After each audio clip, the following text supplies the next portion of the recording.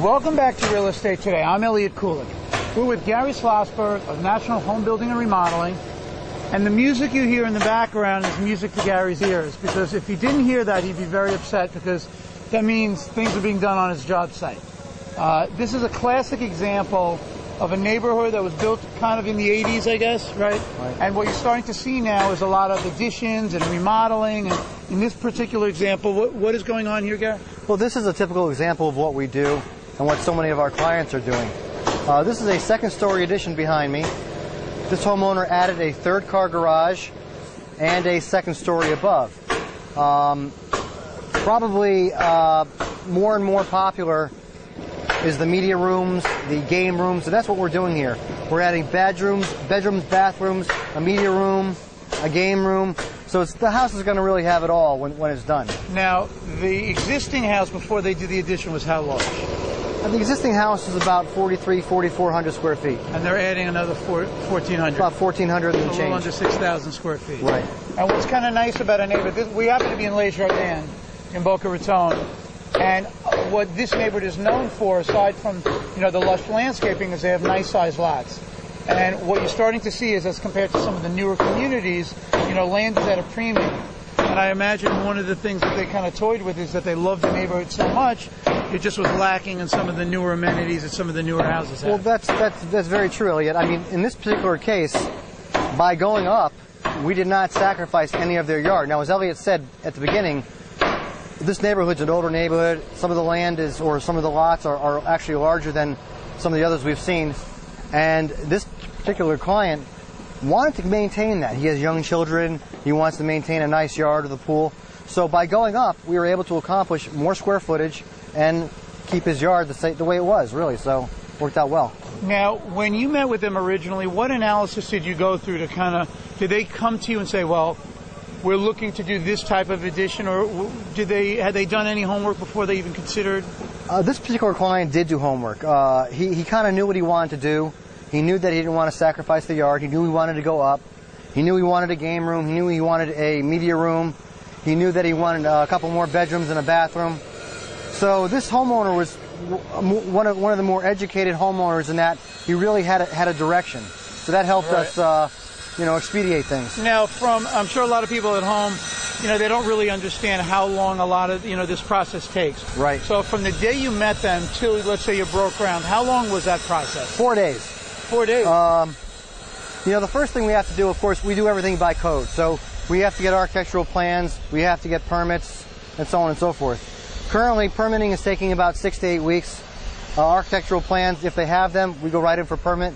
If they don't, an architect might take, a couple of months before final drawings. Did you recommend the architect on this? In this case, we did, yes. We brought the architect here.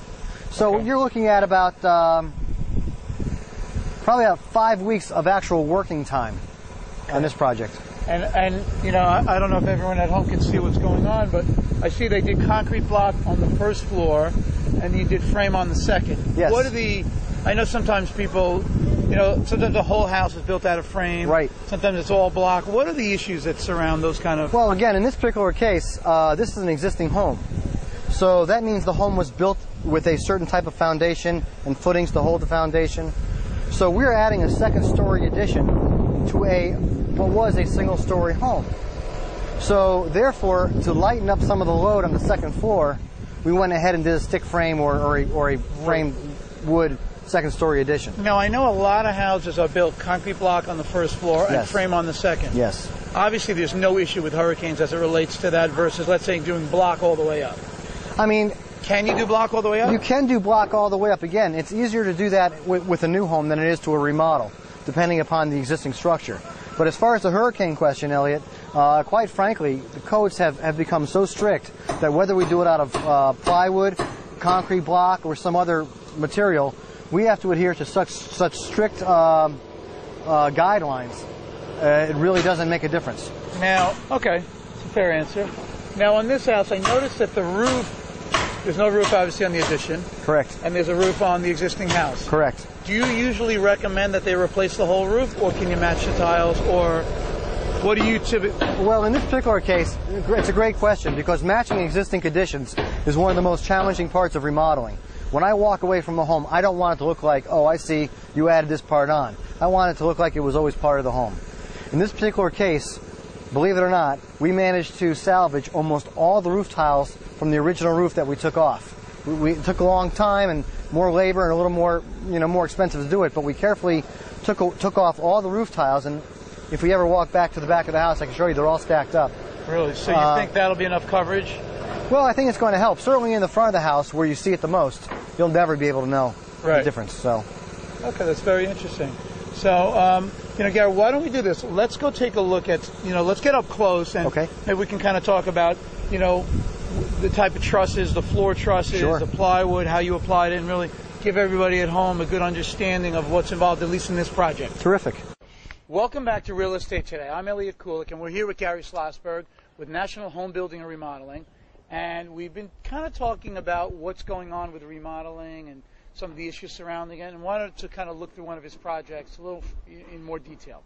So, Gary, these are the plans to what you're building. Correct. Correct. Okay, so why don't you walk everybody through it so they have an understanding.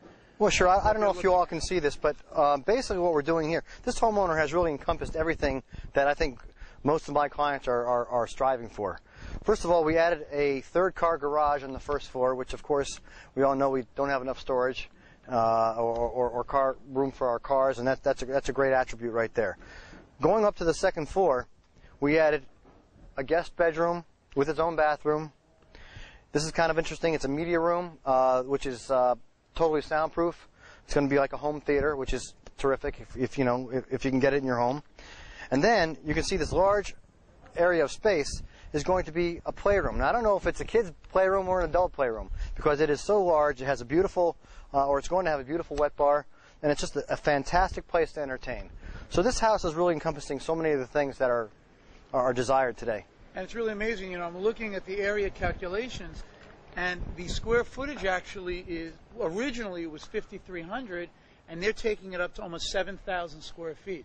So, sometimes you think that 5,000, 4,000, 3,000 is a lot of space, but in this particular case, I guess they really just wanted more. Well, I mean, these clients plan on being here for a long time, maybe retiring in this home. They want to make sure there's plenty of space for their kids and maybe their kids' kids. So what we are doing is looking towards the future with this remodel. Okay, great. Gary, why don't we walk through the site a little bit and just maybe point out some things to everybody at home as far as what goes on when you're actually remodeling. Sure. So why don't we go this way? You want to leave the plans here? Okay. Okay, so Elliot, here we are a little bit closer to the home that we're doing. You can see that this is the third car garage here on the first floor, obviously.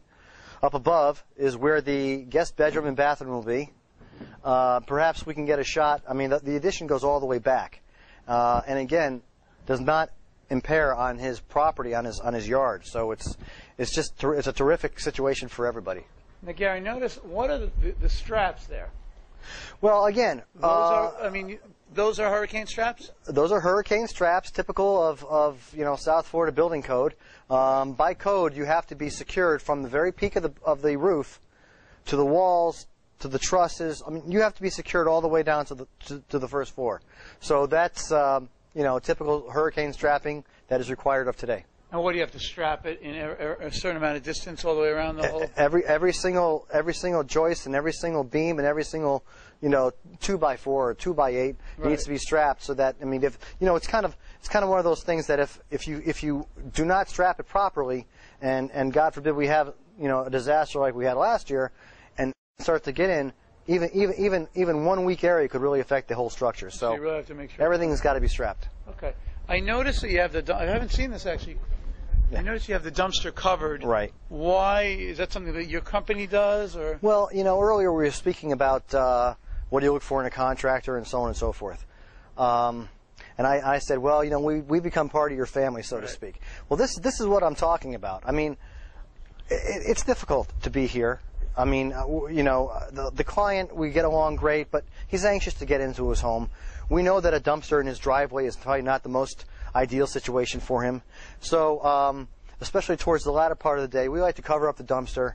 First of all, it makes it a little bit less, unsightly, and secondly, it prevents debris from blowing into the neighbors. So, this is something that we try and do every night, and to accommodate the client.